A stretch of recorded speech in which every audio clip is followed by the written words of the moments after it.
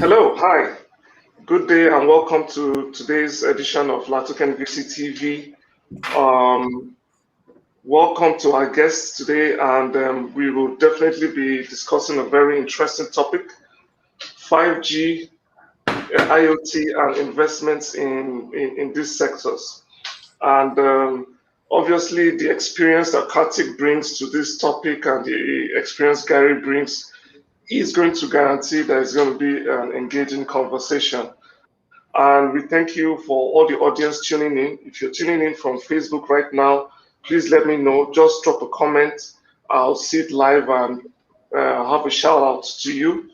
We are live on YouTube also, Twitter and LinkedIn. And you can be part of this show on any of these platforms just by commenting on the box below this video. And in case you do have questions, feel free to drop the questions. We'll be taking questions throughout the show or comments and opinions. Also, yeah, if you're a startup, you're an entrepreneur, you own a project business, and you're looking for an opportunity to take your project global or seek for funding, you can equally make your pitch on the LaToken VCTV platform. Just get in touch with myself or with the VCTV team, and we will easily arrange a pitch for you like we do on our other shows. So, guys, thank you for joining us today. We want the audience to know a little bit about you every time. Kartik, please give us an introduction, who you are, your experience, your background. Oh, thank you so much. Thank you so much. It's a pleasure being on the show. This is the 112th edition with VCTV. And like always, it's a pleasure seeing Gary in the morning. Gary is just about woken up, and it's a beautiful sight to see him around. It definitely motivates me, Gary, definitely. I a couple of family offices based out of the UK, primarily investing into edutech and health tech. I also represent a venture fund which is based out of Saudi and Qatar, primarily investing into health tech and into e-commerce. In terms of our active investments, we've got certain investments in the Internet of Things being built in GCC on a pilot basis with certain retailers and certain real estate developers. Thank you. Thank you very much, Kartik. Gary? Sure, great to be here. Great to see my friend Kartik. Nathaniel, good to see you. It's great to wake up in the morning. It's like we have a lot of roosters around here. I feel like it's a rooster, you know. I feel great being here. Anyhow, my name's Gary Fowler. I'm a serial entrepreneur investor. I've done 17 companies, 2 unicorns. I was on the original management team at Click Software, sold to Salesforce for $1.35 billion, and also Yva.ai, an AI HR tech company that I co-founded 5 years ago now. And I love AI and IoT and 5G and quantum computing. So it's great to be on the panel today. Yep, it's great to have you, Gary, and it's great to. I know that today's topic is just within your area of expertise, and it's going to be interesting to hear your feedback on today's topic. So we jump right into it. Any sufficiently advanced technology is not distinguishable from magic. That was by author C. Clarke. And I believe that we are in the industry, we are right now in an era where a lot of magic is happening with the power of computing power, 5G and IoT. Now, the combination of IoT and 5G will help overcome obstacles in every industrial sector. North America is expected to lead the 5G IoT adoption, having spent about $192 billion in 2019. Now, the Asia Pacific closely follows, with China spending $182 billion and Japan 65 billion. The Middle East and Africa closely follows, and Latin America. Now, I'd like to start with Kartik. The question is, what are the potentials of the IoT and 5G to humankind? And just for our audience who didn't know, IoT means Internet of Things. So, Kartik, what are the potentials? So, Nathaniel, 50 to 70 years ago, when the world started industrializing, fuel or petroleum used to be the fuel that powered the entire business. Now that the world is moving on to an online space with a lot of IoT, with a lot of content creation, with social media, with e-commerce, it's the 5G bandwidth that's going to be the fuel, 5G, 6G, and that much more. It's going to be the fuel that will power this entire industry or this entire ecosystem. Both of them have become inseparable parts of the entire online platform or online lifestyle, as we call it. I see relevance of IoT all the way from your basic lifestyle into healthcare, into education, into banking, into supercomputing, into space, into defense. Wherever there is an interplay between technology and human beings, the human element is being replaced by internet and by the network platforms to make sure that the speed and efficiency is not only improvised but is magnified. And when that is loaded with a very strong AI background, it drives that much more multiplier impact into the business. So while we would not limit the scope of IoT or IoT and 5G as a combination to certain sectors, in terms of immediate relevance and in terms of immediate benefits, all the way from your common lifestyle issues to health tech to banking tech, I see a very strong relevance of IoT. Wonderful. So you see it spread across a variety of industries, lifestyle, banking, finance, and etc. Gary, what's your take on that? Whatever we can do, the combination will do it better for us, is the way we look at it. Okay. Wonderful. Gary. Yeah, I mean, the situation and the future of IoT is literally limitless. Think about it. Think about the industrial internet, in the acceleration, the network agility, the speed, the integrated artificial intelligence. Imagine what we can do. I mean, we're not tethered anymore.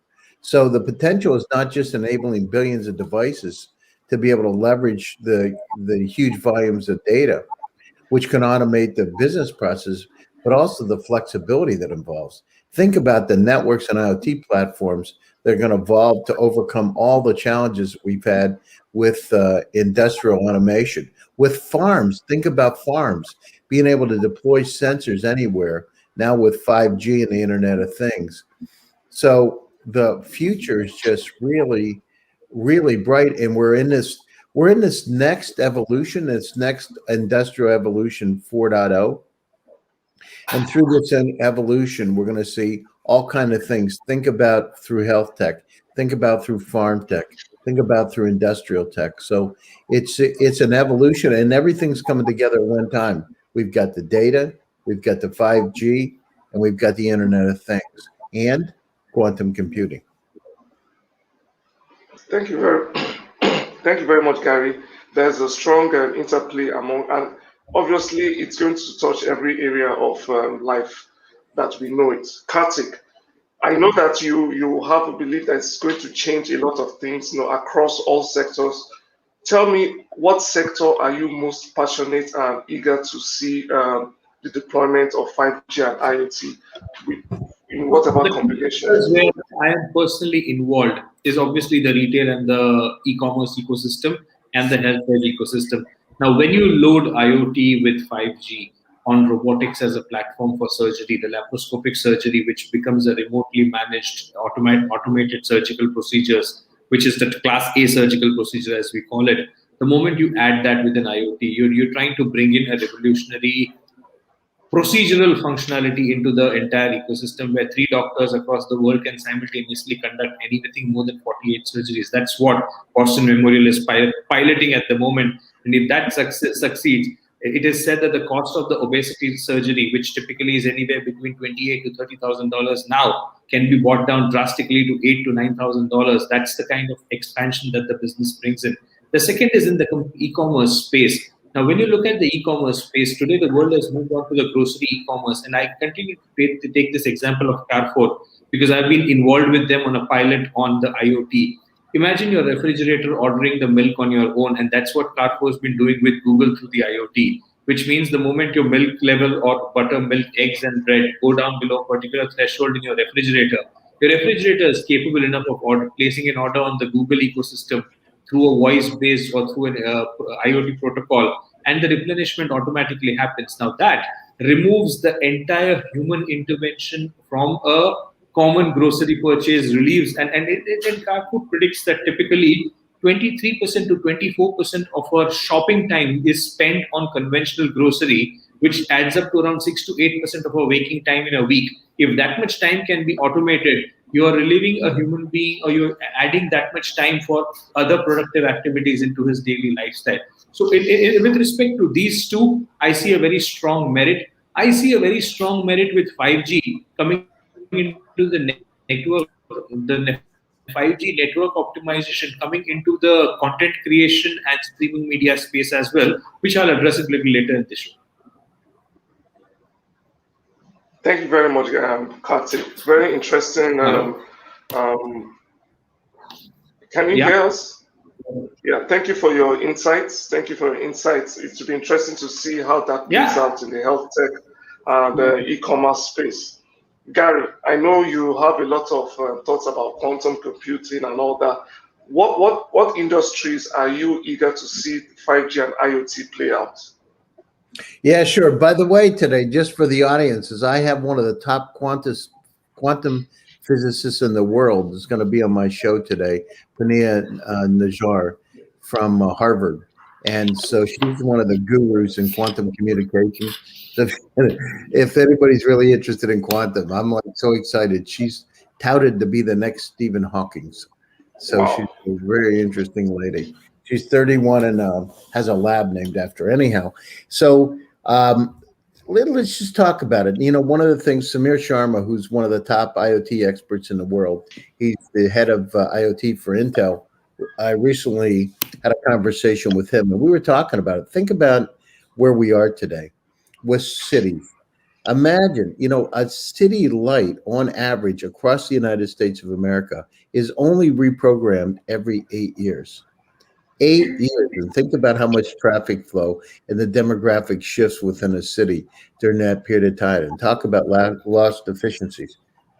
Imagine with an IoT, imagine connecting the lights, the traffic lights, so that the real time can be changed based on traffic flow, based on accidents, based on shifts in population. So we're in a brave new world. The key is with IoT and 5G, now we have the capability to course correct very, very quickly. Why is it before we had to really wait to go back and reprogram devices, et cetera? But now think about, you know, a farm. Imagine having sensors in the field on a farm, so we can tell how much potassium is in the soil, how much rain, to be able to course correct. I see two Kartiks. Yes. You're twins. You're twins here. I'm surprised to see two me on the screen. I love that. I love it. I told you he was virtual, Nathaniel. I told you. Yeah. I'm beginning to think so. I think so. You know, but the opportunity for us. Think about the challenges. Population of the planet is going to go from 8 billion to 13 billion over the next century. We need to produce a lot more food. Having those kind of technologies, having IoT and 5G to be able to really understand what's happening on a farm so we can optimize the land usage is really important. Think about industrial automation and have an IoT on the industrial floor. Think about having the capabilities of robots being able to communicate with one another. This is just an entirely different world. Some people like Ericsson say it's human 4.0. This is really where we start to blend. And I believe that that's the case. The one thing about it, Nathaniel, is we're going to be generating an enormous amount of data, enormous amount of data, right? We talk about, as you know, I talk about, 40 zettabytes of data on the planet Earth today, growing at about 68% per year. If it was a CD stacked one on top of another, or DVD, it would go all the way to the moon back and forth 29 times, and growing 68% per year. So this state of infobesity that we're in, it's very important that we understand that we're going to generate a lot of data, but we better understand how to be able to not only analyze that data, but use artificial intelligence to be able to course correct for us, because we will be inundated. Yep. Very interesting. Thanks, Gary. Obviously, the data is going to be so much that the obvious implication is just to use AI to process all this data and optimize all this data. So you can say 5G and IoT will work most effectively with a splash of AI. And I keep Nathaniel, not a splash, a tidal wave of AI. okay, the whole tidal wave of AI. Splashes won't work in this kind of scenario. Yeah. And it's interesting to see how the professions develop to adjust to this new reality. So obviously there'll be much more data scientists, AI specialists, and all that in the coming future. In fact, now we are in the future already. We are in the future already. So wow, interesting. Okay, now I'd like to go back a bit backwards during the early days of the pandemic, when there was a lot of hullabaloo about 5G technology. And some people say conspiracy theory around what it was going to do and not going to do. I'd like to ask you, Kartik, I mean, were all these concerns about 5G and the manipulation of humankind, were they based on facts? And why do you think they came out in the first place? What was the fact or fear behind this? So, a conspiracy theory, trust me, I don't pay a lot of heed to conspiracy theories. I have just been a victim of a very funny conspiracy theory when somebody told me that all this RT-PCR test is about planting a chip in your nose. And I had to listen to it with a poker face because an industry veteran told me about it. So conspiracy theory is like what did they tell you? That RT-PCR test that we do for the COVID, which is the nose swab test, is a Chinese way of planting a microchip in our nose to track how we move. I mean, that was like, okay, I heard him because he had 300 million in his bank account. I wanted him to invest. Kartik, did they ever hear of mobile phones? I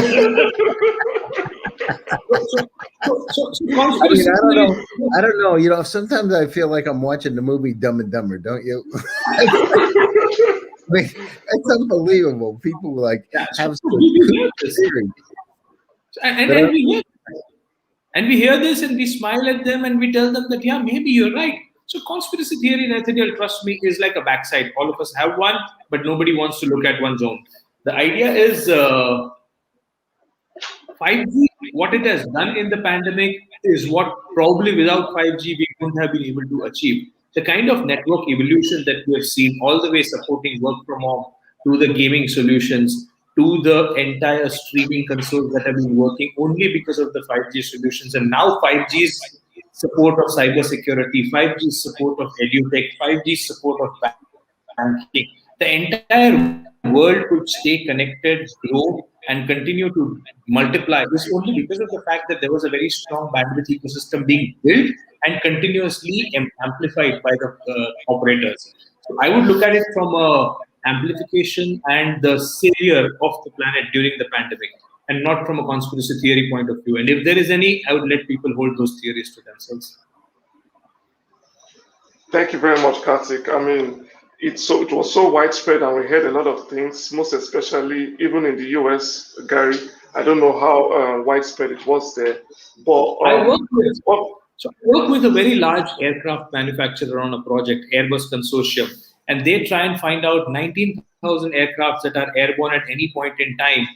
Every second, what kind of stack deployment do they do? And they need a 5G network with 12 nodes to process 72 GB of data every second. That's the quantum of data that entire algorithm produces. So if there is a theory on conspiracy, I'm happy to let them pass, because for me, this 72 GB, which is 690 trillion transactions every second of 19,000 aircrafts flying across the world, is more important for me than anything else. Now, if there wasn't a 5G platform available, you would have never been able to do a correlation between variants like aircraft's landing speed, aircraft's vector speed, aircraft's load, wind direction, and the number of times it does slack deployment. So when you need to do such multivariate equations with so many moving variables around the earth, you need computing capabilities, you need bandwidth.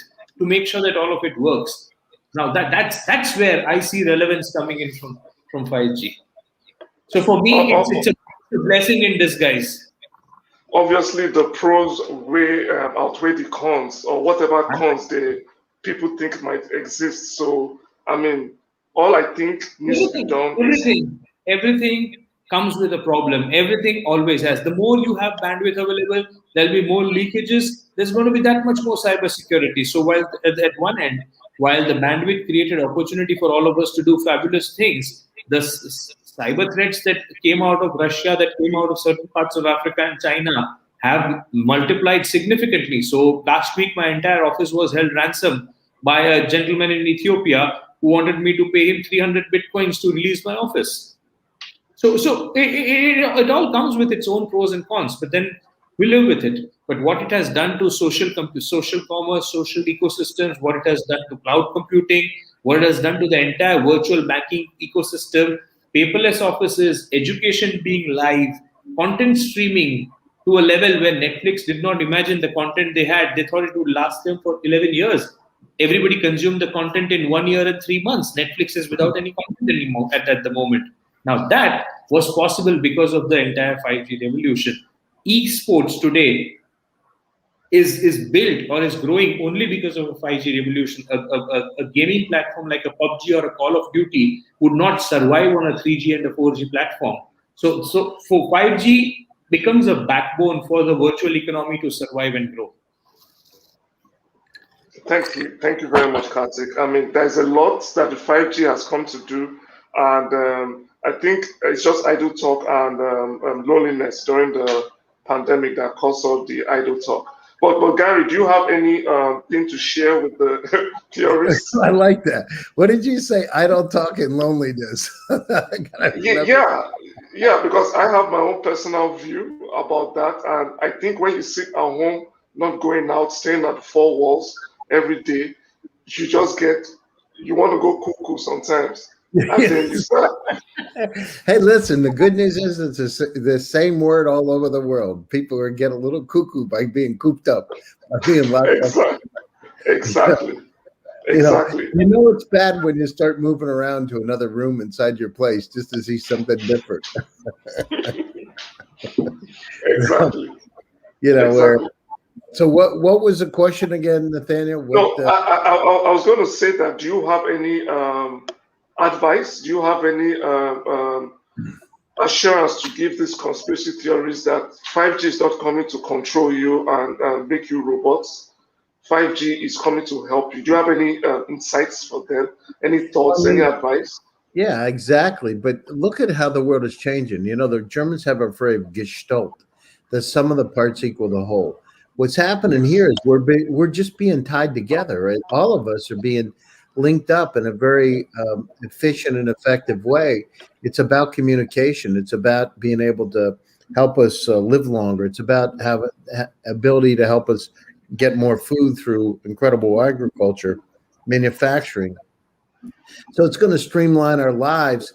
The difference if we look back 25, 30 years ago, we just weren't connected in the same way.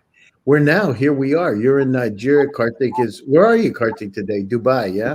Dubai, yeah. Because you never know where somebody is. Right now, I'm in Key West. I'm literally in the southernmost point of the United States, near Cuba, or the southernmost point close to Cuba in Key West. And so we can be anywhere and talk to anybody at any time. At the same time, what is 5G? 5G basically takes away the tether, right? The connection, the wired connection allows us to be anywhere and to still be able to communicate effectively at high rates of speed. You're right about it. We need to look at cybersecurity. That's why some of these new models of cybersecurity, decentralized cybersecurity models, are going to start to come in. And not just 5G, when quantum computers start, and they say by 2022, quantum computers will be able to break the encryption of Bitcoin. And so we need to make sure that we're vigilant. As we build these incredible technologies, we got to build the cybersecurity infrastructure to support them, or we're going to have some serious problems, right? Because it's about access. Anybody can access from anywhere. Doesn't matter if you're in Ethiopia. It doesn't matter if you're in the U.S. or Russia or China or Nigeria. It doesn't matter. You have equal access. Well, with equal, great power comes great responsibility, as Spider-Man said. Yeah. Yes, surely. We got to be responsible. We got to, the goal is for us, we're on this small Earth, which is really a spaceship with 6 billion Earth-like planets just in our galaxy. We need to be able to take care of our planet a lot better. And we need to be able to take care of the increased population that's going to happen over the next, by the turn of the century, right? Going to 13 billion. We need to be able to figure out how to be able to protect our world, how to help clean it up, at the same time, how to make it more efficient so people can be able to be fed and live better and longer lives. We're going to live to 150 years old in a not too distant future. We got to understand it. When you start to increase the age, that's going to have a dramatic effect on the population. Thank you very much, Gary. I mean, very interesting points you brought out there. Increasing population, dwindling food supply, dwindling water supply. These are all legitimate concerns, and we can only optimize the resources we have with the adoption of most of these technologies. And I remember many times you mentioned about the well in a property you owned and how it got infected. And if you had an IoT deployed in that well, you would know how at the point the water got contaminated and how to deal with it in good time. And these are all day-to-day uses of what the 5G and IoT will bring to people.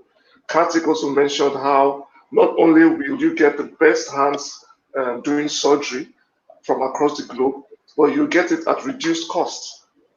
Now, this is the original intent of the 5G technology, not controlling human beings. It's not a video game, and it has no plans to control human beings more than how cell phones already collect our data.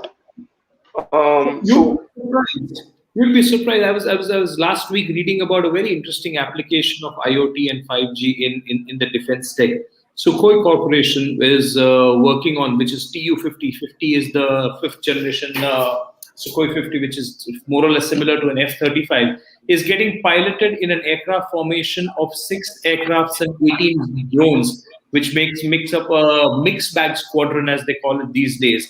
All of them, considering the fact that globally now a lot of space jamming technologies are being built, all of them are configured through an IoT platform, which allows them to program themselves individually, communicate with each other on 3 different platforms, and create a strike formation on its own without being needed to be managed from the ground. So 2 pilots managing 6 aircrafts and 18 drones can manage or can create what typically a battalion or an entire squadron does in air. So with that kind of a technology, and again, the kind of data that is required to create this kind of a platform is anywhere between 40 to 70 GB a minute, which is the 7th generation data networks that we call in defense tech, is required to build a platform. So I see not only from a current contemporary lifestyle point of view, but defense and government or national security sector being a key beneficiary also of the 5G IoT revolution. Wow, that's very interesting information there. More lives will be saved, more security will be ensured, and real-time responses. Thank you very much, Kartik, for that. And to our audience, where are you watching us from? Are you on Facebook? Are you on Twitter? Do you have questions for our guests today? Just pop in. We are coming to the end of today's show, and we'd like to get your feedback and your inputs. So, Gary, tell me, as an investor, and you're looking into the IoT, 5G, you mentioned some industries that are interesting to you, but would you mind going over that again? How would you invest in an IoT 5G startup? Well, so again, it's from our standpoint, it's about artificial intelligence. So we're interested in the IoT. It's not only about collecting the data, but what they're going to do with that data and what kind of using unsupervised and semi-supervised AI what exactly the goal of the company is. We don't care really about the vertical market. We care about the impact that it's going to have. So as we look at, as from my perspective, I like to look at the world as a level playing field, the democratization of opportunities. And as we've said many times, intellectual capacity is evenly spread around the world, but opportunities aren't.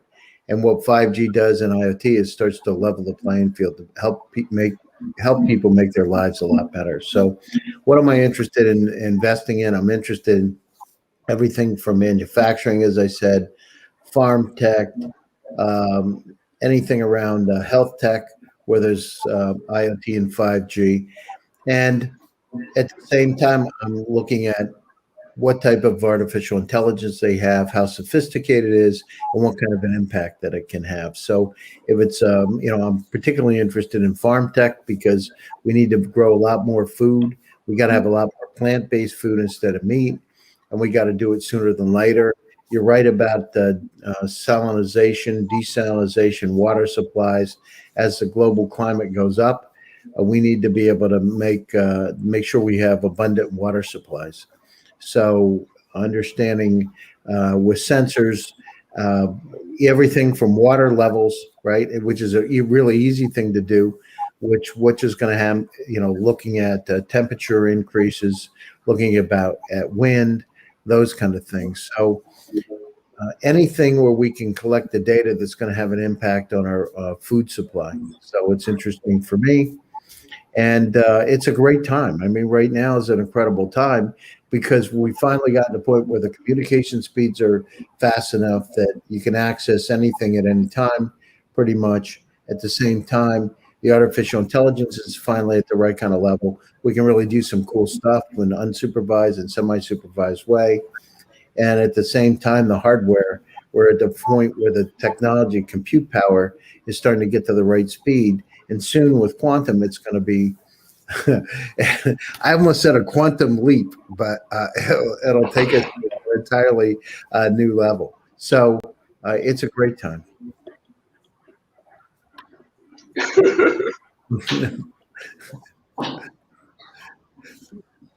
Yeah. So yeah. Awesome. Thanks. Exciting times, Nathaniel. And so I'm looking at entrepreneurs that are out there, startups that are out there. Feel free to contact me. Love the stuff. Love artificial intelligence, IoT, and 5G. So Kartik loves it too. Contact us and tell us about what you have and how you're going to make your own dent in the universe. Yeah, awesome. Kartik, do you have any last going thoughts on the industries you have interest in? You've mentioned e-commerce, health tech, and some defense. So it's a completely new revolution, Nathaniel. The moment the entire world goes digital and the moment our ecosystem goes digital, everything around us will need to go digital. Our gadgets will need to go digital. Our cars will need to go digital. Our education will need to go digital. So there's always going to be a growth or a spiraling growth in all these. And I was thrown off the. Sorry, can you see me? Can you see me now? Yes, we can. Yes, we can. There's always going to be a spiraling growth in all these ancillary industries around us. But what excites me the most in all of these is the quantum of data that comes out and a very strong data processing capabilities, which necessarily would become the backbone that will drive all the industries. So my dollars would always be invested in the data processing capabilities, the analytics that come out of it, and the peer-to-peer communication network, because the key differentiator here is going to be the peer-to-peer communication network protocols. So that's where I would be happy to park. But like I said, like Gary said, this is a time for everybody to change gears and move on to the digital lifestyle or digital ecosystem. So any startup that comes in with a strong business acumen, with a very unique solution to our common day problems, or with a unique proposition and a very strong continuity, because there's going to be a lot of ambiguity and turnarounds and merry-go-rounds in this entire process. So anybody who comes in with a very strong continuum and a plan that has scale attached to it is very welcome to reach out to all of us, and there would be a lot of takers to support them. Awesome, guys. So you heard it there. You heard Gary. You heard Kartik. If you have something interesting, in this space, reach out to the LaToken team or reach out to Gary on LinkedIn, reach out to Kartik on LinkedIn, and get in touch and get the exposure and all the funding that you're looking for your project. Gary, you're about to say something, I guess. No, this is a great time. It's great to be here, and it's a matter of stay positive, have passion, and visualize where you want to go, and keep a positive attitude, and you can get through it and do it. Thank you very much, Kartik, Gary. Thanks for being wonderful guests and giving the audience a good time. Until next time, with another topic. Bye-bye. Bye-bye. See you. Thank you. Bye. Yeah.